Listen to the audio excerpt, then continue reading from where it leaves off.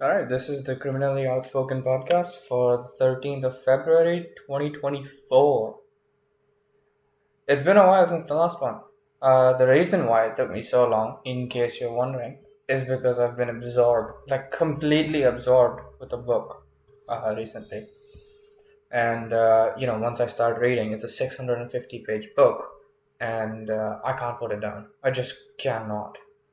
So I ended up just like focusing all my attention on it, getting it over with. It was a good book, and I fully plan on getting into it today. Uh, let's see. So today, what did I do? Last few days I've been doing a lot. Got my ass to the football field, which luckily has the net taken down from the goalpost, so I can finally. And there's no more people playing there. I think all the schools are done with their sports festival, so I can finally hang up my rings again and do whatever. And surprisingly, the long rest actually did me a lot of good. Uh, it's actually underrated. So, like, if you are actually stuck with your progression, a couple days off might actually do the work. I was actually underestimating the power of just resting. Uh, so yeah, I went back out there, and my first day back, I couldn't do much. Maybe a couple German hangs and skin the cats, a couple attempts at the tuck front and back levers. Uh, but yeah, so I've been before that I was hanging it from a tree and doing it. So there's not much like overhead space because the branch kind of gets in the way, and I could do a couple dips before I realized, oh shit, there's red ants on this tree, and they just kept coming down and fucking biting me in the palms. I still have a couple marks on my hands though. It was nasty because even when I'm trying to roll up because they would go up the tree branch and then come down the straps of the gymnastic rings, and they would just like start biting for no reason. Like, I've done nothing to you, assholes. uh, yeah, so I was doing it on a tree, and there wasn't much headspace, so I found it very difficult to do any kind of, you know, progressions with the front back levers. So I ended up doing some dips instead, and my God, the stability requirements for that, like I was shaking like a leaf in the wind. It's an overused metaphor, but it's true. No, not metaphor. That's a simile. My English teacher would be so proud of me. Maybe, I don't know. I don't think she liked me. I think I questioned her a little too much. I was that annoying kid that questioned the teachers too much until they had no response. They hated me. Uh, so I used to score like decent grades, close to the top of my class. But they would. I was that one fucking annoying kid who wouldn't stop pestering the teachers. The students hated me, obviously, but I think the teachers did too. Because sometimes you have those students where they just they do their own thing. They get like average grades. Uh, and teachers aren't so bothered. If they ask for help, they're going to provide them. It's all right. But me, no, no. I had a mission. I was on a mission. Because again, it goes back to my problem with just any kind of authority. If they tell me to do something, they better have good reasons to do it. And even then, there's like a 50-50 chance I will not listen to you. So I would just pester the shit out of the teachers. All of them, especially my chemistry teacher. Oh my god. Uh, I'll get to that later. So yeah, I did some dips, and stability requirements were insane. Um, yeah, I probably managed to get out two dips at a time for I think 8 to 10 reps in total. So like 3 to 4 sets. I don't remember exactly. No, 4 to 5 sets. Yeah, something like that.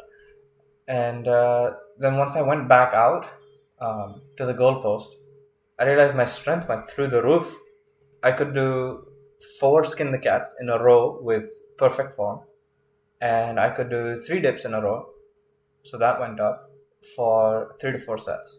So that's a massive jump because I've had to like compromise on training just for a couple days here and there.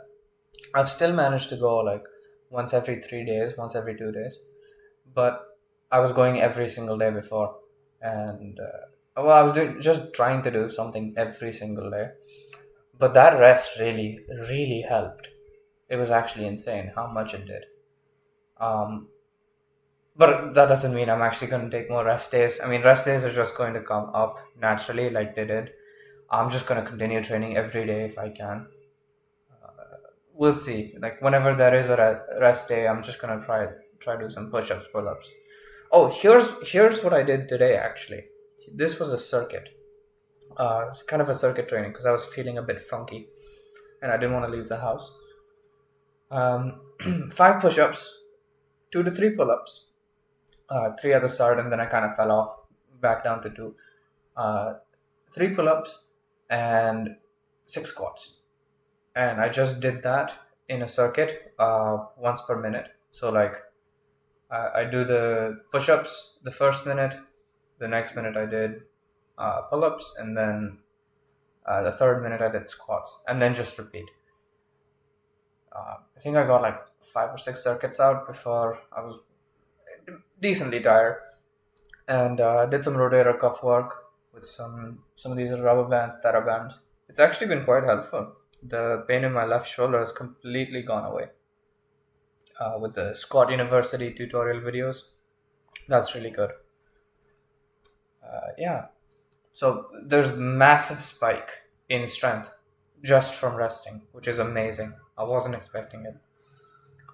Other than that, right, straight into it. Book review. I wasn't expecting to do a book review, but we're doing this.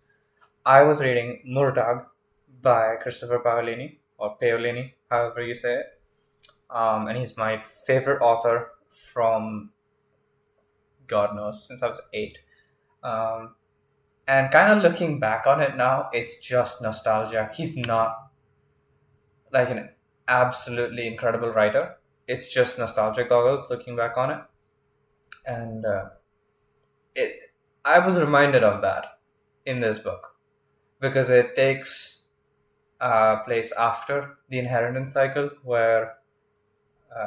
All right, so first I'm going to do a spoiler-free review, and then I'll tell you when I'm getting into the spoilers, just in case somebody wants to read it.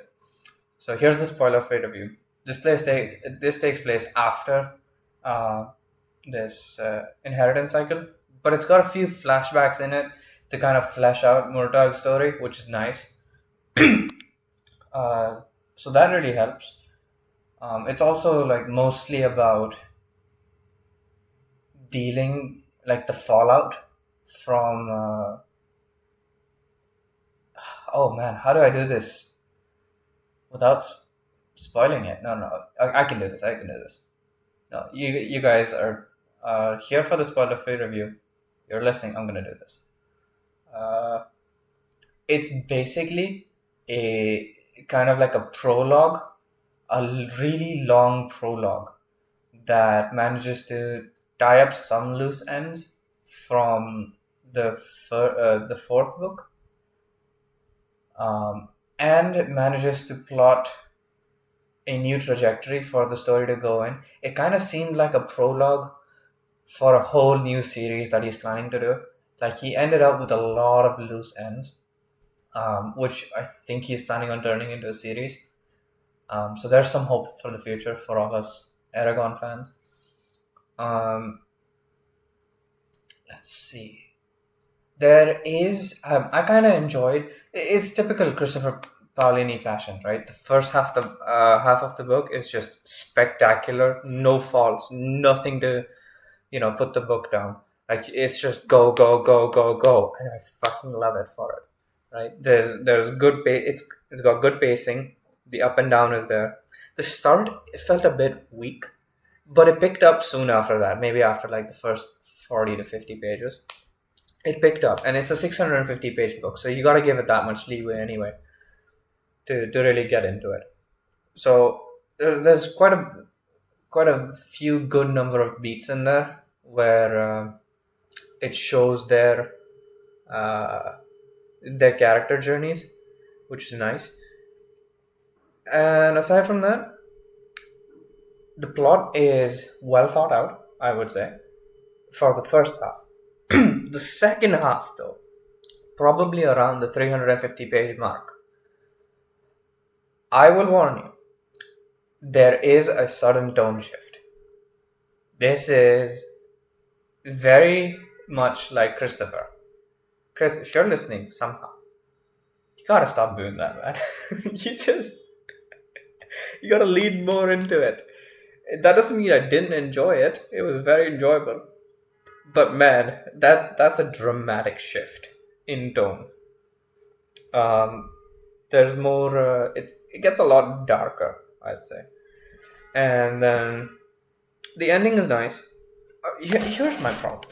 Okay, now we're getting into the spoilers. So this is your warning. Go off if you don't want to. Just click off. It's fine. You missed one podcast. Come back later. Right? We're getting into the spoilers now. The ending, man, I had. Yeah, I'm gonna get to that. So for the spoilers, the start of the book, way too fucking slow. It shows Murtagh's like finding things he's trying to figure out. First of all, he's poking his nose in a place where it doesn't belong. A place where he was warned not to go in. Why would you do that? Especially when you said, I need some time off. It's been a year. You still need time off. A thorn can't go under the trees even. Come on. You give it time. But nope. We gotta keep the pacing up. Fucking hell. It's the dumbest shit, right? I would take more time off. If I was Murtagh, I would take like the next 30 years off. Okay? For the amount of shit he's seen and felt. Whatever. Uh right. And it was nice, like that one moment that made you like the character, even though the entire like theme is a bit darker. The words he uses are a bit more they're harsher, kind of to portray Murtagh's worldview. Like Chris is describing the exact same objects, which was really well done. He's describing the same objects, the same places that we've seen before, that he has described through Aragon's point of view to be very nice, like slightly more cheerful. It still has a dark presence, but Aragon sees it with more positivity. That's what it is. But Murtagh, he's just harsher. He's more emo. He's more. He's got a lot of PTSD, and that shows in the writing, which was very well done.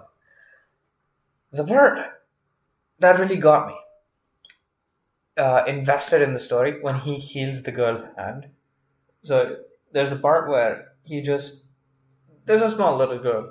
He's talking to her, trying to make conversation, waiting for some merchant to come in. Um, and there's a huge fight. She tells him she burned herself with a boiling pot of water or something. And right before he leaves, he heals it. And that was the best. Like that got me invested in the story now. Like Murtagh's not going to be an asshole. The part that really felt off though, that he considers himself a traitor, and that's in his true name, and that he's a horrible person. That part doesn't sit well with me because it's not his fault. That's the thing. I feel like his entire characterization has taken the wrong path. Like he's been through stuff. Like he was first. He first of all, he's cursed, being son of some of the worst people in the land. Then he survived his childhood with a brutal wound and wound up under the evil king's uh, supervision. And for that, and for him to turn out the way he is. Oh, after which he got kidnapped from like a huge fight, brought back to the king from whom he had escaped from, and then his dragon hatches for him, and they're both fucking tortured to the ends of their life, like right to the border, until they give in and surrender. And then they manage to change their name completely. Uh, we're not getting into the Naswada part just yet, but they managed to change their name, and they managed to help kill the evil king, right? So for him to say that, oh, we've done horrible things, like, yes, you have, but it's not really your fault. You didn't really do it out of happiness, some kind of joy. It's so fucking dumb. Like, he's telling himself, oh, I'm a bad person, and everybody views me as a bad person, which completely justifies my own thinking that I'm a bad person. But he's not. Clearly not. Like, he's going around helping people, and he's being a proper rider, even more than Aragon. Like, he's going around investigating things that is the writer's duty. That part, the motivation was well thought out, but the character itself has a lot of flaws. And I don't mean Murtagh has a lot of flaws. It's just that Chris's writing has a few flaws when it comes to Murtagh's characterization. That's what gets me, you know. And then in the first half of the book, it's like, all right, we're gonna go kill a giant fish, which this old magician left out in the pond nearby, which was very well done. Like, I have no complaints about that entire arc of where he meets this werecat. Shit happens. The werecat tells it to go kill this gigantic fish that cannot be killed by regular means, and he does that. And that whole arc is so well written. It's amazing. It's got beats. It's got pacing. It goes up and it goes down. There's a climax. There is a reveal at the end, which was a bit sudden. It really was, but it does help. The whole part about stealing, uh, what's his name, the golden dragon's scale, is not. I don't like it. Right?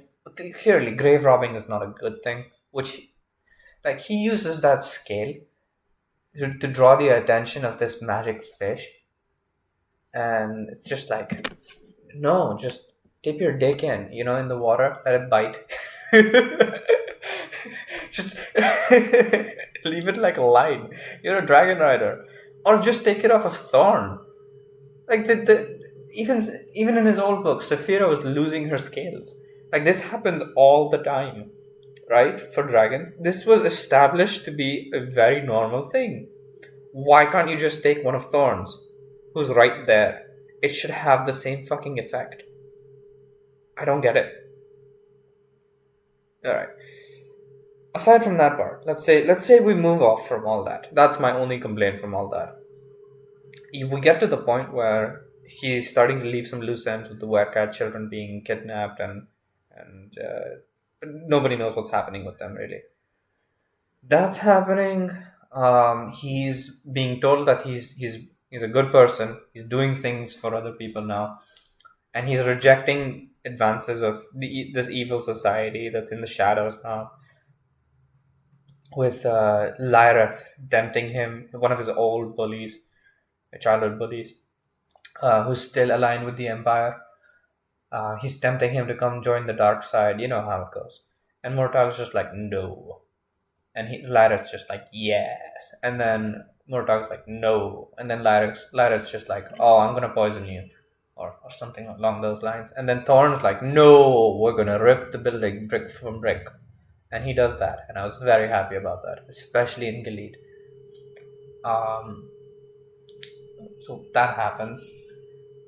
And when Murtagh goes to the place that he is looking for, it is the most sudden tone shift I have ever seen.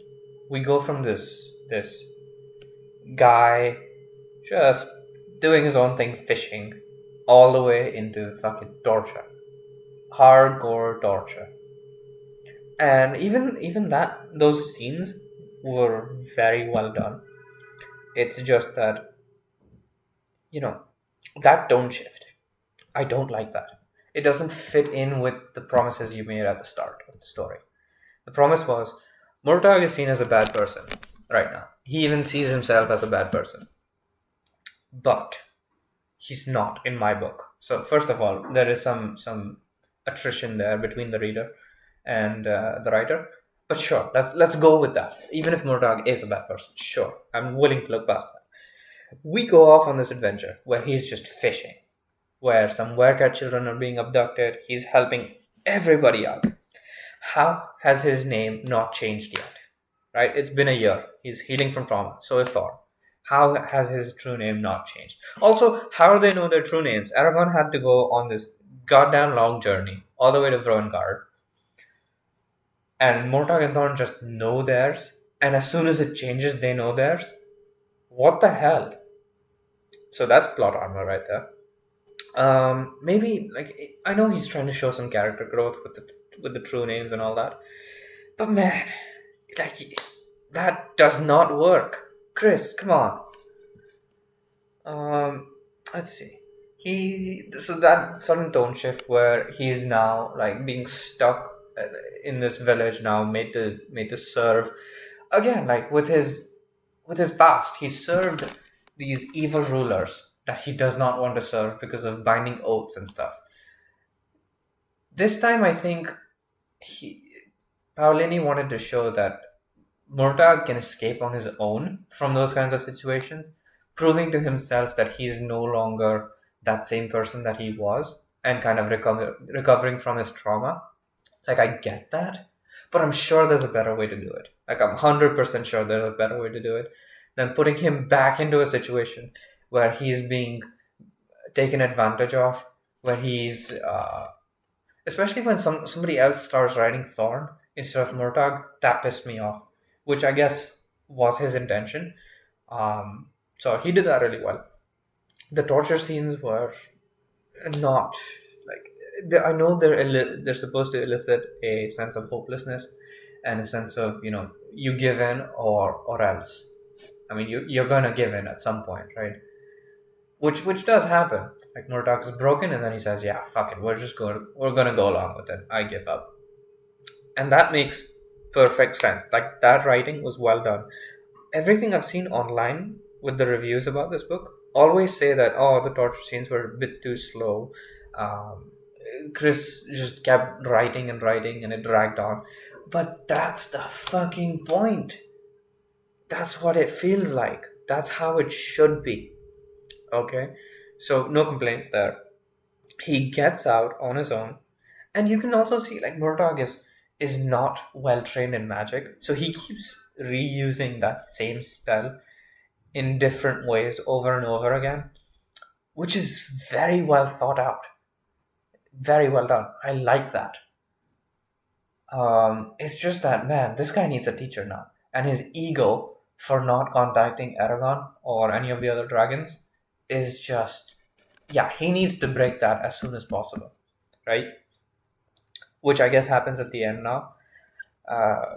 It still fucking annoys me, right? More talking being in dumbass, but that's just the character, and I'm fine with that. We get to the scene where he's somehow healed. Alan, some other chick, decides to betray these bad people, help Murtagh, and the Orgul. There's an Orgul now. It's basically orc type creature, right? One of those big, giant, brutish guys. But this guy's a shaman. He's a healer. He helps nature. So I'm all for it. I like that sort of shit. He he had a healing charm, and Murtagh's like, "Oh my god, yes, that can work. That can heal me." And the Orgul's just like, "Yeah, but I kind of used it." Murtagh's like, "What? No, come on what? What could be so important that you use this charm that could break us both out of this prison that it's keeping us in, and away from this witch's control?"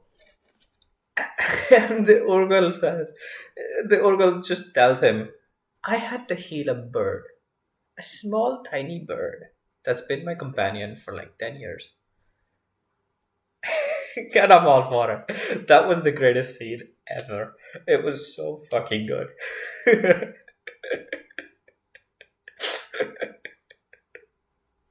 So that's good. That's good writing right there. Um, and then like Murtagh and this guy breaks free. They kill a bunch of people, and he's gone to kill the witch now in one of the caves. We're nearing the end of the story. Um, he's there. He's trying to kill this witch now, and they're both fucking exhausted. But Murtagh has a pierced lung, and he's just casting spells upon spells upon spells, which I do not understand. Like, how is he not dead yet? Right? He keeps passing out in between, getting back up, and casting another spell. Like, what the fuck? That makes no fucking sense.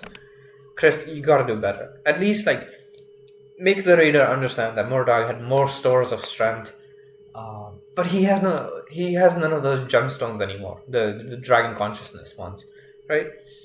He has no more power. Your magic system does not make sense anymore, Chris. Come on. You laid out hard rules in the first four books. It was going so well, right? And then you just break the magic system. Like, what is happening? He should be passed out, almost dead, like Aragon in the first book, right? So that's one of my qualms there with the book. And secondly, okay, fine. The ending, like, even if he survives all that, right? The ending is so fucking rushed, right? For a character to recover from that trauma and to end up in a healthy place, sure, tell me that story. I'm here. I'm all for it. I'm here for it. But show the improvement slowly, step by step. Show him healing, right? But the ending was so freaking rushed. And if you're going from a really dark place, take it from a -10 to a 0, not to a +10. That was way too much escalation in far too few pages.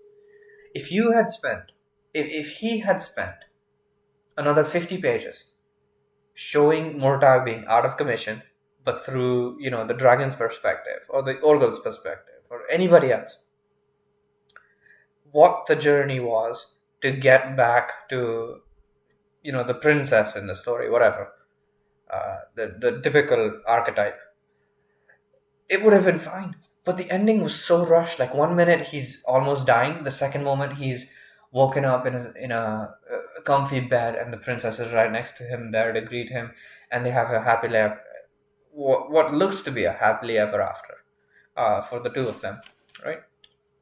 With the romance subplot, going through. That's been going on since like the third book of no, first book of Aragon. Yeah, the ending's so rushed. Don't rush the endings. I swear to God, nobody can write endings anymore. Game of Thrones gave up with their TV shows. Uh, the Witcher TV shows are a bust. I stopped watching after season 2. It was shit. And I'll still stand by it. Season 1, top notch. 10 out of 10. Second season, oh boy. Like, just follow the books. They're there for a reason. And don't cut out the quiet scenes. That's the best part. Like, you have the action. You build up to the climax. You have that.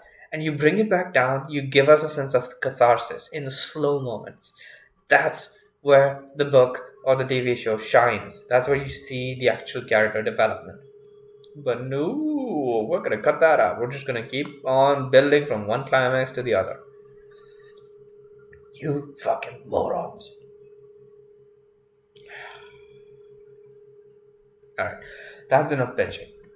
Right? That's the book review. Ending was a bit rushed. I didn't like it.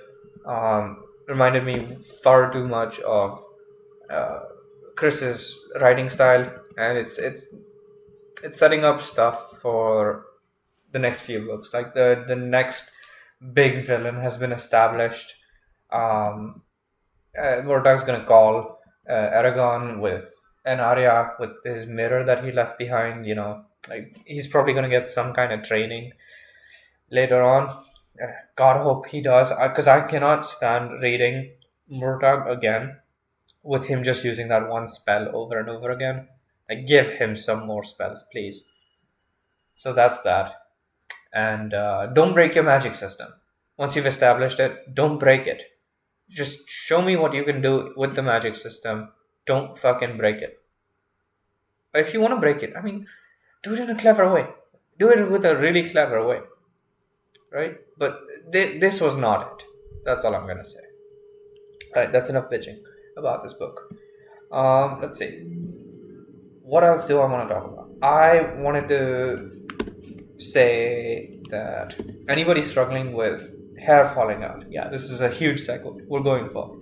Because my hair started falling out, androgenic alopecia, which is like your hair follicles start thinning, and it's because of the DHT in your scalp, etc., etc. Minoxidil, and I'm not a doctor. Don't take my word for it. Go get a consultation and then do it. Ask your doctor. But what I'm on right now, and hopefully what works for me. Data has shown minoxidil and dermaroller, and that's what I'm on right now. I started last week, so a week and a half, I think. Yeah, about a week and a half. So we'll see where I am in 3 months if it comes back or not. If not, I might just shave my fucking head because I refuse to uh, change my hormonal balance with finasteride or any other like androgenic drug that alters my hormone levels. No, thank you. Fuck that. I'm just gonna bald. I'm gonna go bald. I'm gonna shave all the hair off my butt. Oh, dude, I'm gonna look so fucking weird if that happens. Speaking of which, I'm gonna start a hat collection now, just in case.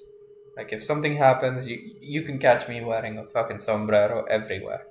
You know, sombrero time or something fancy or funky. I gotta look this up. Um, but yeah, so that's gonna be it for this podcast, and I'll see you guys next time. All right, take care. Bye bye.